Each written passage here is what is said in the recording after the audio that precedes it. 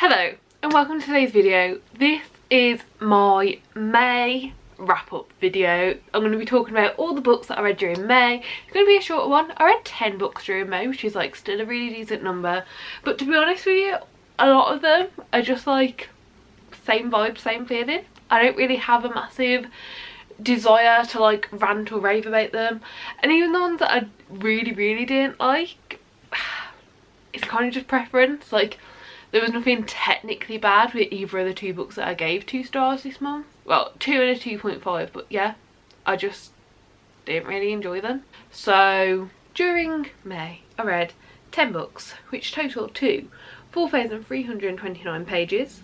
4 of them were read physically, 6 of them were read as ebooks. 1 was new adult, 3 were young adult, and 6 were adult.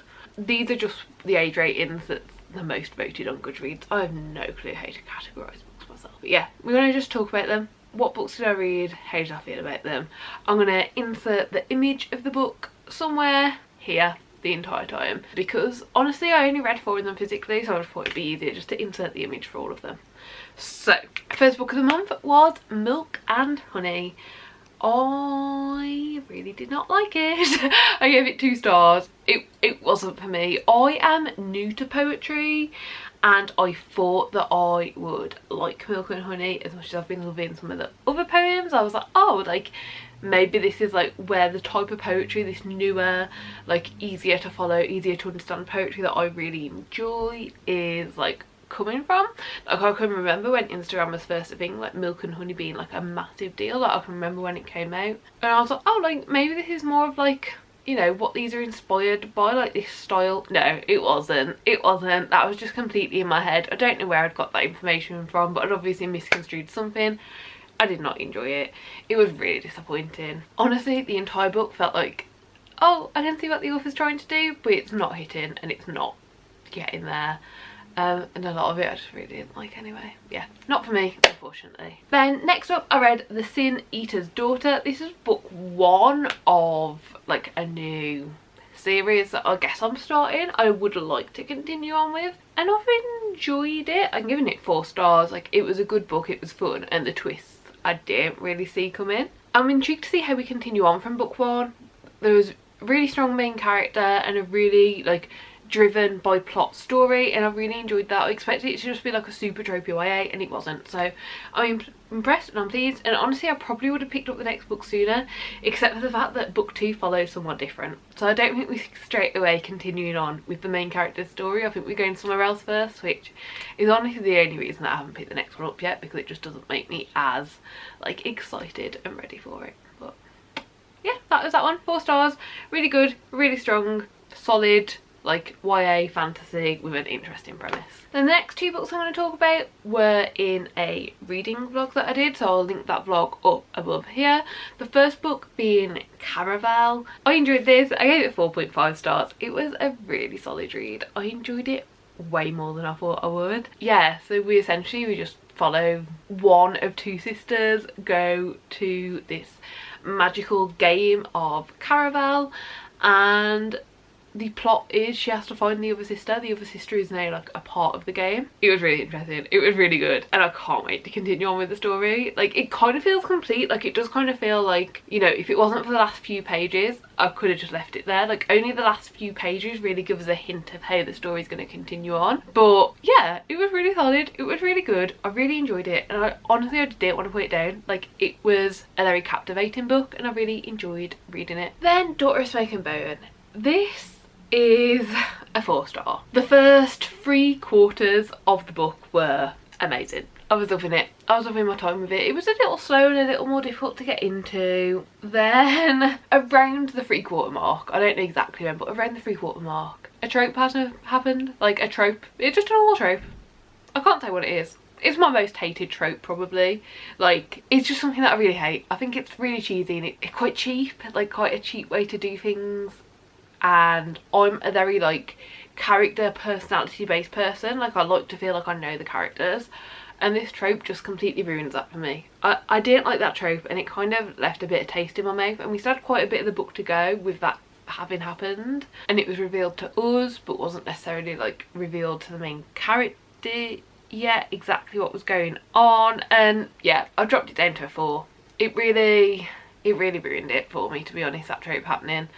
I am still going to continue on with the series. I'm hoping to feel like I know the main character again, but right now I don't, and it just seems unnecessary. Like, I'm hoping that the story continues in a way where either we completely ignore it and it's like it's not happening, or it becomes very obvious why the trope was necessary, because right now it doesn't seem it. Then I don't know what exactly happened. I was just in a bit of a slump, but not a proper slump. Like, I was reading but I wasn't finishing anything. I was just starting a lot of books, and I heard of a book. Basically, if I'm ill, if I can't read, if I'm like really struggling, there's a few series that I go back to. Gracelyn, ACOTAR, and I feel like ones like Red Queen or These Violent Delights are on there. I just haven't actually done it. Like, they're the ones that I kind of want to pick up, but I didn't want to reread more books. I really wanted to get new stories, and there's a book that's going around currently, and it's being kind of like,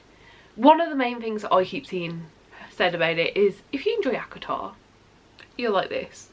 So I just decided to go with it, and honestly, like, yeah, I did enjoy it. I gave it 5 stars, and that was The Serpent and the Wings of Night. I hate the title. It's a way too long title. I can never remember what it is, but except for that, really enjoyed it. It was great. I was just sucked in. I was absorbed into it straight away. It was nice, it was slow. Like, it's a fantasy romance, so there was romance there, but it wasn't pushed, it wasn't forced. It very much just kind of like came together that way, and it wasn't really concentrated on. So much of it was about like the fantasy and the plot element and figuring out what's going on, and like so much. Again, another one where I did not see the twists coming. Like, I saw a few things, but like, you know, by the end, all the big twists, everything, did see it coming. So I really enjoyed it for that. I really enjoyed both their main characters, and yeah, it was just a really great time.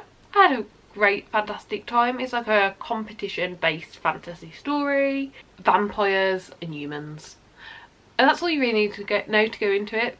I really just couldn't put it down, honestly. I just read it and went right through it, which leads us on to the next book. This is book 2 of the series. It's a duology, technically, kind of. It's going to be a 6-book series, but in 3 duologies. So like, the first duology, the second duology, the third duology, and like, you can read it like that as well, I think. Only books 1 and 2 are out at the moment. But yeah, so I read the second book and it was great. I just continued on with it. I literally just couldn't put it down. It very much picked up where book 1 left off. We followed the characters, and the entire like story and the entire like way things are expanded like just makes the world that we're seeing bigger and bigger, and makes it more intriguing and intriguing. And then, because I enjoyed those 2 so much, I also read, there was like a little like novella-y type book in the same world, so I picked that up, and that one is 6 Scorched Roses. I gave this 4 stars in the end. I really enjoyed it. It was fun.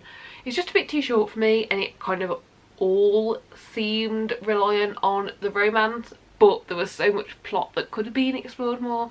I kind of just wanted it to be a full book. I feel like if it was like a full novel rather than a novella, it could have still been 5 stars like the others, but it just wasn't quite all there for me. There was a little bit too much convenience, and it was following characters. Like, you can technically read this one before book 2 of the series, or after, like, you can kind of choose. I feel like if I hadn't read book 2 and already like knew the characters and was interested in them, I also might not have enjoyed it as much. But it's still 4 stars, it's still a solid read, still really enjoyed it, just not as much as the other 2. And then, because I was enjoying those so much, I decided to look at what else the author had got out, and she had also got a book out called Daughter of No Worlds. I read that, and again, I enjoyed it. It got 4 stars, not the full 5 stars. I did enjoy it as much, but I am a bit worried that I was just comparing them so much. They're completely different stories about completely different things. Again, fantasy romance, but that's kind of the only similarity there. I really enjoyed it, and I'm now really invested in it. I will definitely be continuing on with the series. It just took me a long time to get invested and to get invested with the character. It took me a long portion of the book to kind of feel like I was confidently following along what was happening correctly. Like, it was a little bit confusing at the start. So yeah, overall really enjoyed it and gave it 4 stars, and I feel like the series as a whole has potential to be a 5-star series because I am now invested and I am now like along for that ride. Then I've started a vlog which will be coming to you shortly. I reckon another week for me to finish the final 2 books for the vlog, but the first 2 books for the vlog I have finished and I read during May, and the first one of those, a bit of a disappointing one, King of Battle and Blood. I'm not going to tell you what the vlog is, but you can probably guess the theme. I gave it 2.5 stars. And it was quite a generous 2.5 stars. To be honest, I feel like I could drop it down to 2 quite easily. But I went for 2.5. The writing was nice and easy to read. That's my positive. There was next to no plot. It was all like the romance slash like smut of the relationship, but like all just stuck in the main character's head and like going round in circles as to what's going on and like, oh my god, what am I feeling? Why am I feeling this? And it was just like a lot of that. Yeah. I have no interest in continuing on with the series. The writing was nice, so I might pick up more from the author in the future. The other series the author has out I'm not interested in, but I'd be open to picking up more from the future. I would say if you really like romance and maybe just want like a sprinkle of fantasy, you might enjoy this, but like that's not me, that's not who I am as a reader, and this is a fantasy romance book.